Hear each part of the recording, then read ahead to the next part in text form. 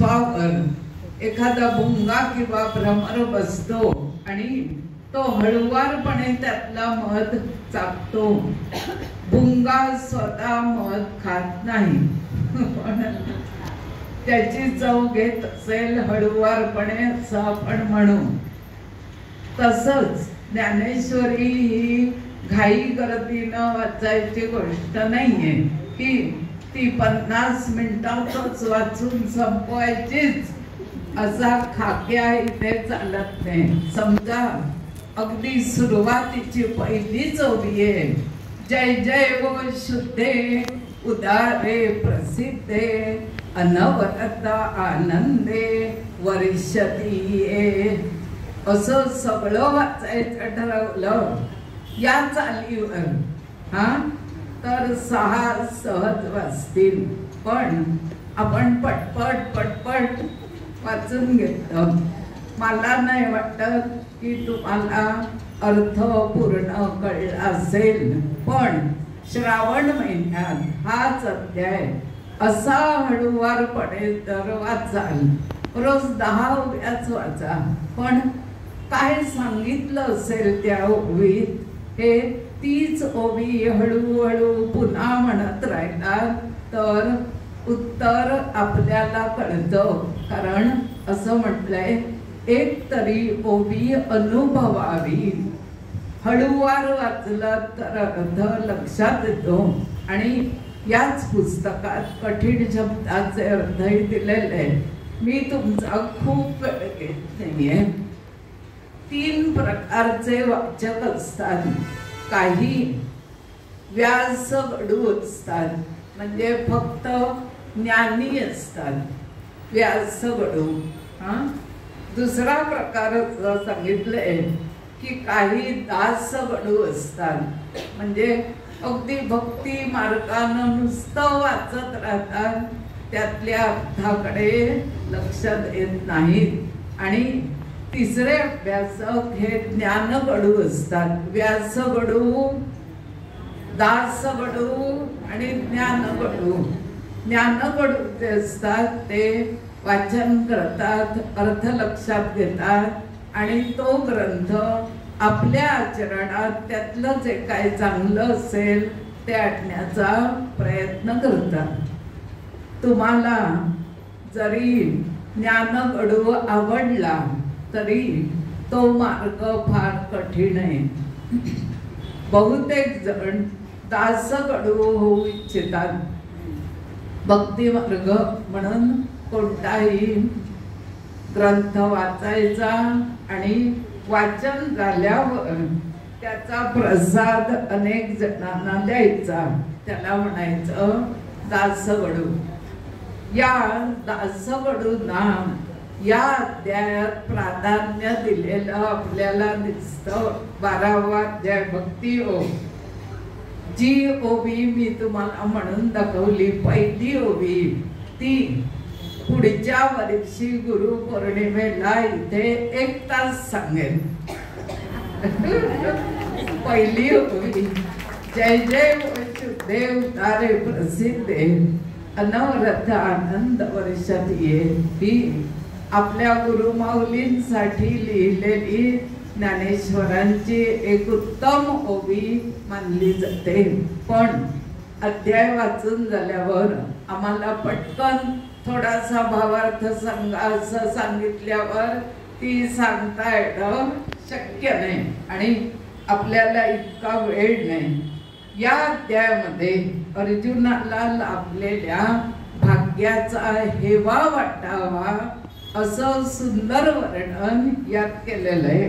कारण 10व्या अध्यायात भगवंताने अर्जुनाला आपली सगळी रूप दाखवली आणि विश्वरूप दर्शन आपल्या मित्रामध्ये अर्जुनानं पाहिलं.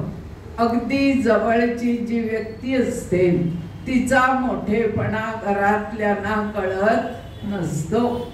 मोगरीच्या फुलाचा जो सुवास आहे तो दूर दूर पसरतो आणि त्या झाडाच्या भोवती सुवास नसतो, कारण वारा तो सुवास घेऊन दुसरीकडे निघून जातो. तशीच अवस्था इथे अर्जुन म्हणतो की मला तू इतका मोठा आहेस आणि तुझी इतकी रूप आहेत हे माहीतच नव्हतं, तू कधी सांगितलंच नाही. भगवंत म्हणतात तू कुठे विचारलंस तर मी तुला सांगणार, तू कुठे दाखव म्हटलंस तर मी तुला दाखवणार. इथे ज्ञानेश्वरीची मोठी परत आणली, ज्याला ऐश्वर्यवती ज्ञानेश्वरी असं म्हटलंय. या ग्रंथाचं ऐश्वर्यच असे चंदनी पेटीत आहे आणि तिला त्या पेटीत रेशमी वस्त्रात ठेवले. आज 15 वर्ष हे पुस्तक माझ्या घरात आहे, पण इथे येण्याचं भाग्य आज त्या पुस्तकाला लाभलं 15 वर्षांनी. आज सुद्धा एक योग म्हणायला हरकत नाही. तुम्ही 70-72 जणी ज्ञानेश्वरी लिहायला घेतली आणि एका माणसानं स्वतः हाती ज्ञानेश्वरी लिहून त्याच्या प्रती काढून त्या भेट दिल्या. त्यातली एक प्रत मला भेट पाठवली, ती पण इथे आणली.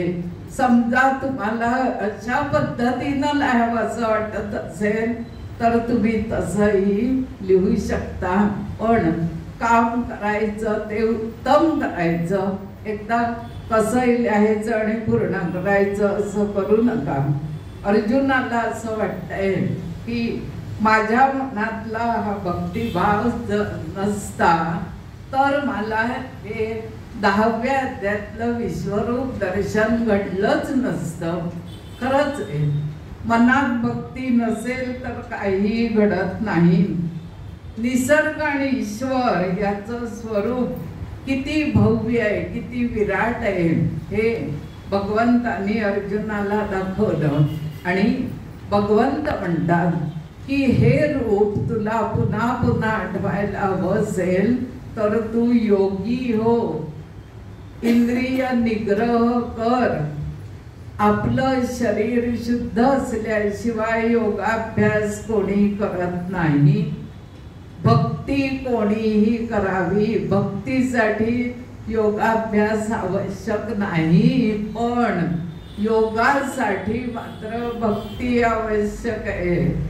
बघा मी काय सांगते, घरी जाऊन मग विचार करा. कारण कोणती गोष्ट श्रद्धेशिवाय घडत नाही. भक्ती सोपी आहे आणि योग मार्ग कठीण आहे. श्रीकृष्ण केवळ सखा नाही तर तो मित्र आहे, सद्गुरू आहे, गुरु माऊली आहे. आणि अर्जुनाबाबत या अध्यायात त्यांचं म्हणणंच आहे भगवंताचं, बाळ कसा आईच्या कडेवर सुखरूप असतं तसंच हा माझ्या सान्निध्यामध्ये सुखरूप आहे. दुसरं वाचता वाचता एक ओवी आली होती की लहान बाळाला आपण कौतुकानं खूप सजवतो, मनगट्या घालतो, पायात वाळे घालतो, छान कपडे घालतो, पण त्या बाळाला मात्र त्याचं काही नसतं. हे सोहम सुखाचे सोहळे आईचे असतात, मुलाचे नव्हे. त्याला नागडं कुठे घेऊन गेलात तरी ते आपल्या बरोबर अधिक आनंदात येतं.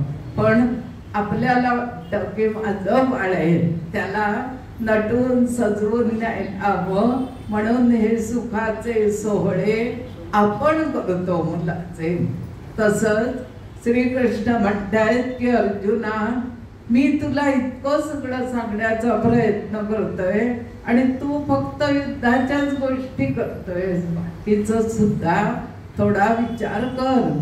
तुझ्या जवळ खूप काही आहे. अर्जुना, तू माझ्यावरच्या भक्तीचा स्वीकार कर आणि सतत काम करत असताना सुद्धा तू माझं नाव जर घेत राहिलास तर या युद्धामध्ये तुझा नक्की जय आहे. तुम्हाला सगळ्यांना माहिती आहे की अर्जुन कायम कृष्ण कृष्ण कृष्ण कृष्ण असं नामस्मरण करत असे आणि प्रत्येक त्याच्या शब्दाबरोबर त्याच्या त्वचेवरच्या रंध्रावरची जे लव आहे, अंगावरचे जे केस असतात त्याला आपण लव म्हणतो, आणि डोक्यावरचं लव म्हणत नाही, त्याला केस म्हणतो. फरक आहे. तर रंध्रातून ती लव अशी उभी राहिलेली दिसत असेल. इतकं जीवनामध्ये कृष्णरूप झालेला अर्जुन आपल्याला दिसतो. कर्माचं साधन म्हणजे आपलं शरीर आहे. हे शरीर जर नसेल तर कोणताही कर्म करता येणार नाही. आणि शरीर जसं आहे तसं ज्ञान मिळवण्यासाठी मन हवं. कारण मन बुद्धीच्या आश्रयानं राहतं, त्यावेळी चिंतन घडतं. शरीर मन बुद्धी तिन्ही गोष्टी एकत्र आल्या असं फार कमी घडतं. जो आजचा योग आहे, शरीर इथे आहे, मन इथे आणि बुद्धी सुद्धा इथेच आहे 12व्यात. पण कुठपर्यंत? फार तर 6 वाजेपर्यंत, त्याच्या पुढे नाही.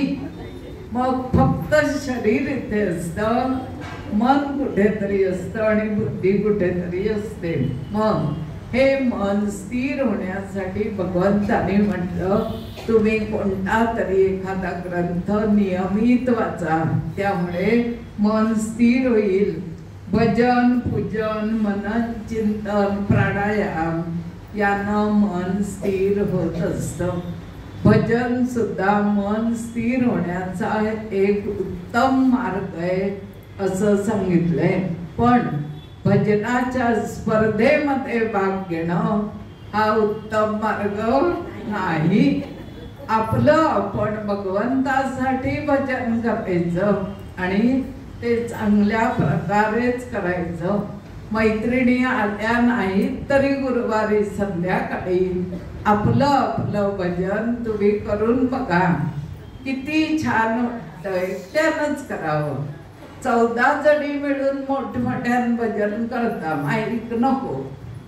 पण एकट्यानं म्हणायला सांगितलं तरी ती सगळी गाणी तुम्हाला गाता येणावीत, म्हणून घरच्या देवासमोर ते भजन करायला लागा. तुमचं चित्त त्यात लागेल.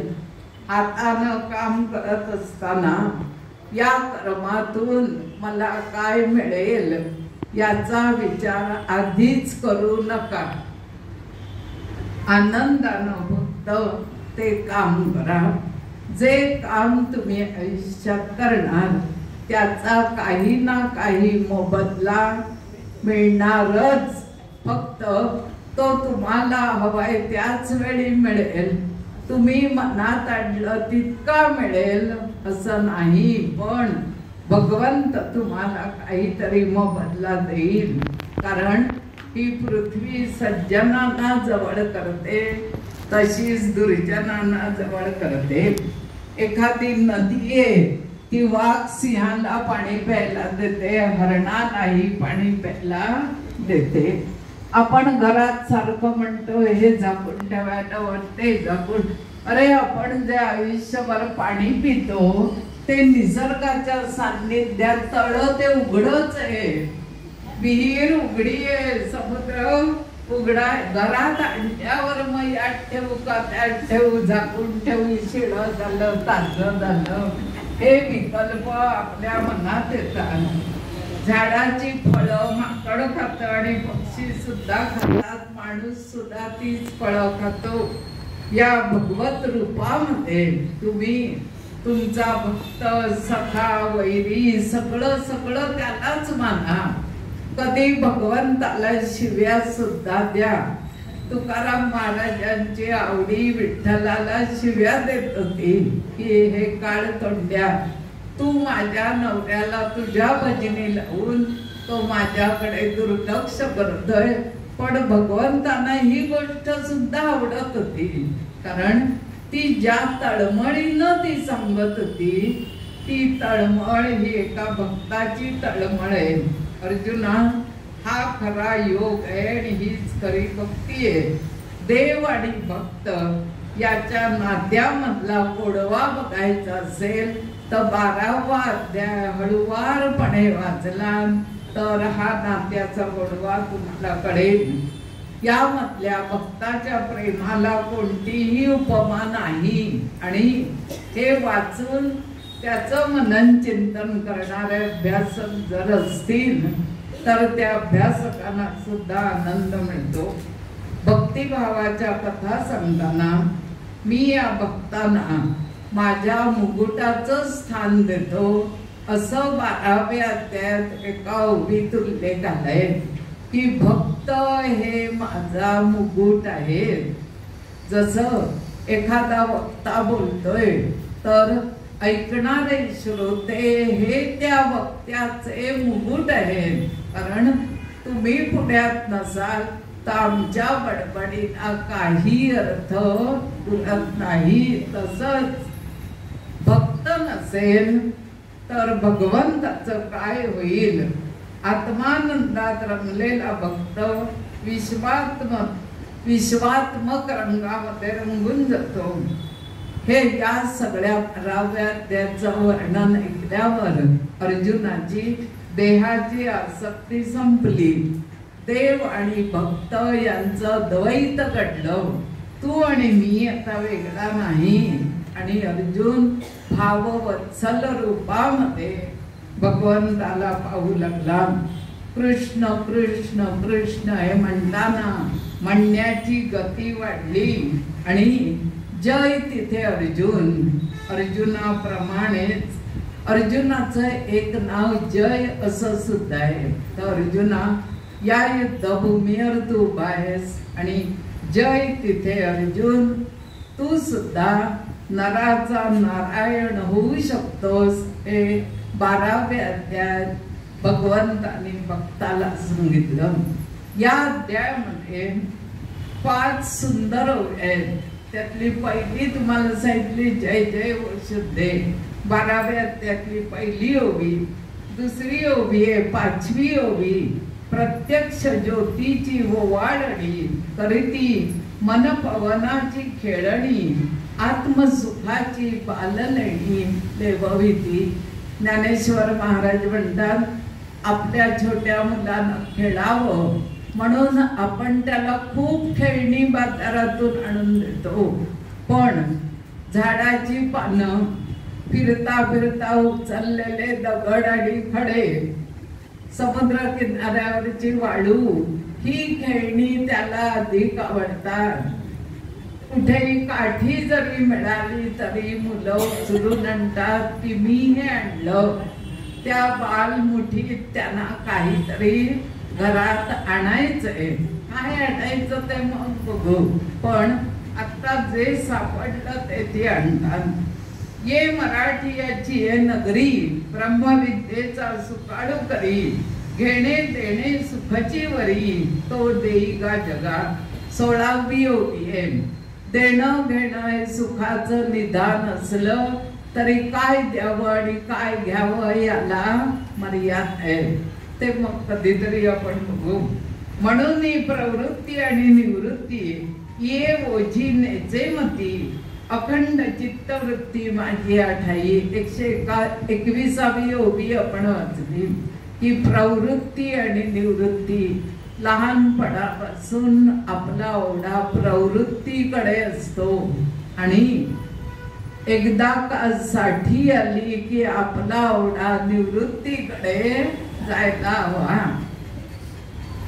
अर्जुना गातो भक्तू तोची योगी तोच मुक्तू तो वल्लभा मी कांतू ऐसे पडिजे.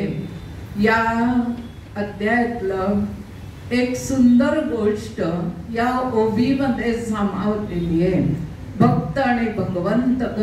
एक 2-3 मिनिटं होते. भक्त आणि भगवंत यांच्याबद्दलची गोष्ट या अध्यायात येते. एकदा भगवंत आणि अर्जुन रानातून फिरत जात असताना भगवंतांनी अर्जुनाची परीक्षा बघितली. ते एका झाडाखाली बसले आणि अर्जुनाला असं म्हणाले मला खूप तहान लागले तर तू पाणी घेऊन ये. म्हणून अर्जुन खूप दूर वर चालत गेला पण त्याला कुठेही पाण्याचा साठा सापडला नाही. आणि जिथे पाणी होतं तिथे त्याला असं वाटलं की हे पाणी मी भगवंतासाठी नेऊ का, कारण 10व्या अध्यायातली इतकी रूप त्याने पाहिली होती, तर हे पाणी चालेल का, ते पाणी चालेल का.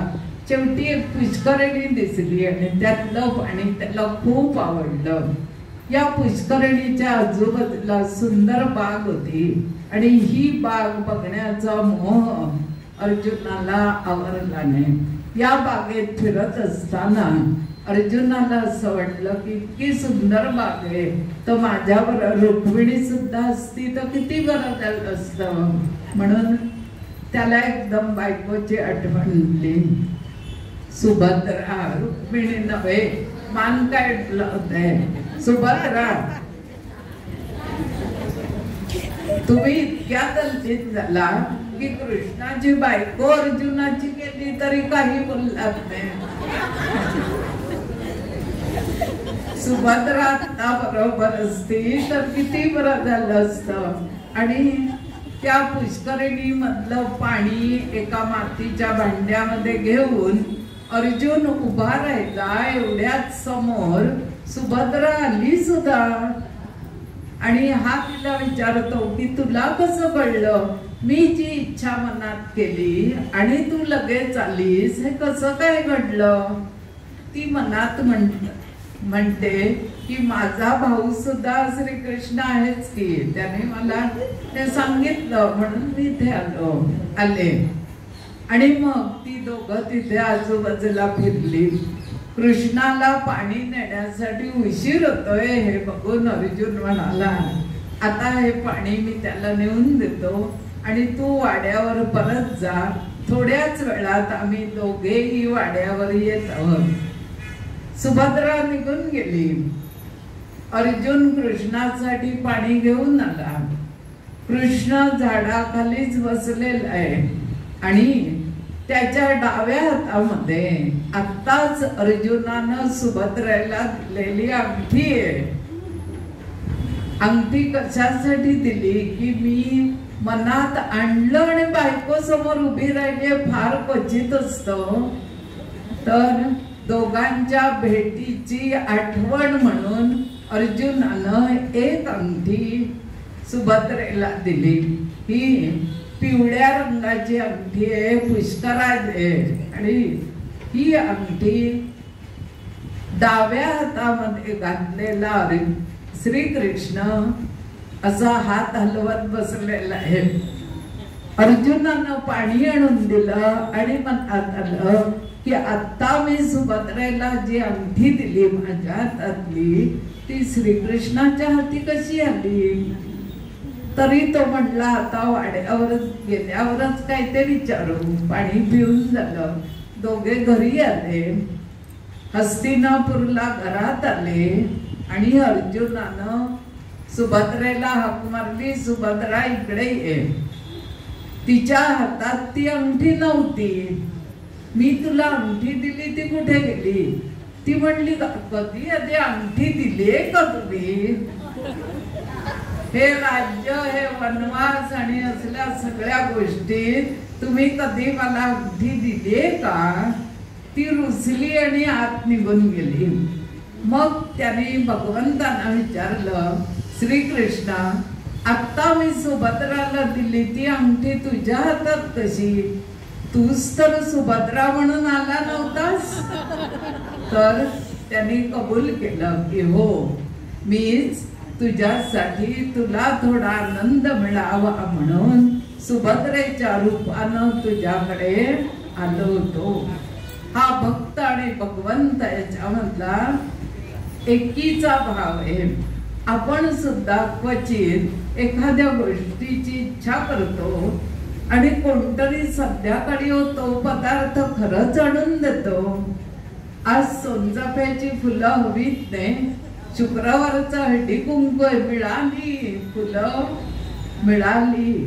मला थोडस वाटतंय हा कार्यक्रम झाल्यावर थोडं गरम दूध आटीव मिळालं तर किती छान होईल. तर त्याची सुद्धा तयारी असेल असं मला वाटतंय. मनात आलं आणि घडलं असं माझ्या बाबतीत एकदा झालंय.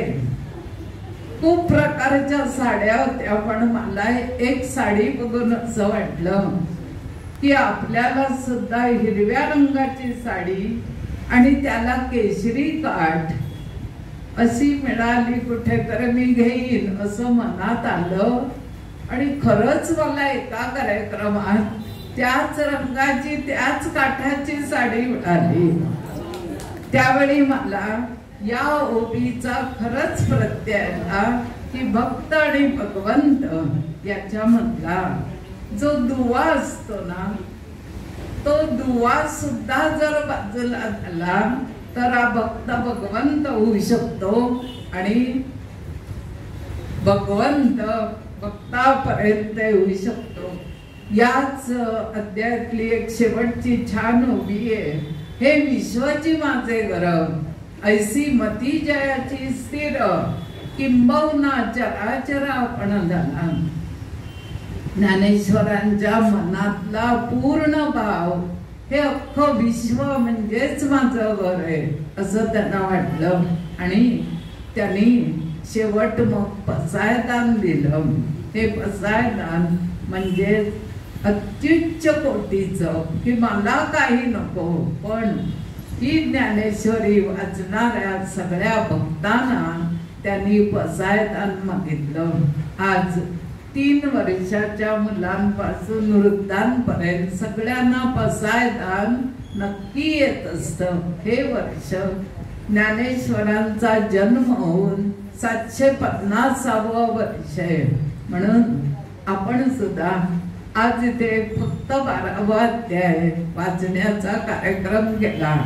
तुम्हाला खरंच काही छान ऐकायचं असेल तर असंच ज्ञानेश्वरीवर तुम्ही सांगाल तेवढं 3 दिवस 5 दिवस 7 दिवस आपण एक कार्यक्रम करू. 750वं वर्ष म्हणून आज 12व्या अध्यायाचं मी थांबवते. आधीच टाळ्या वाजवल्या सुद्धा थांबव.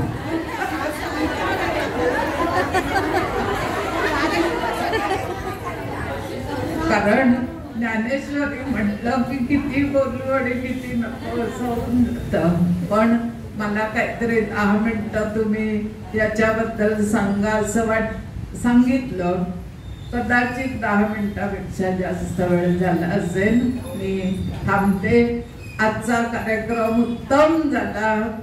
सगळ्या खरंच रंगून गेल्या आणि तुमच्या उपस्थितीमुळेच वेळेत येणं याच्यामुळेच आपण इतके उत्तम उत्तम कार्यक्रम करू शकतो.